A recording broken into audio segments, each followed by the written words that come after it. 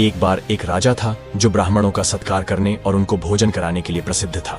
एक बार भोजन वितरण के दौरान एक चील उस स्थान के ऊपर से उड़ी जहां भोजन बन रहा था।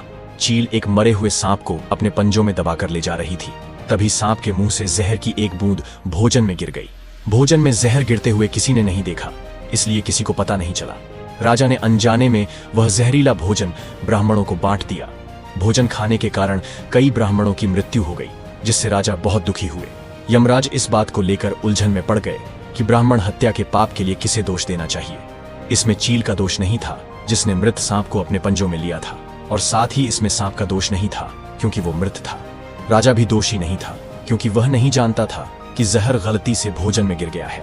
इस दुविधा के चलते यमराज इस पाप का दोष और उसकी सजा किसी को देने में असमर्थ थे। कुछ दिनों बाद उस राज्य में कुछ अन्य ब्राह्मण आए जो राजा से मिलना चाहते थे। उन्होंने सड़क के किनारे बैठी एक महिला को देखकर उससे पूछा कि राजा का महल कहाँ है।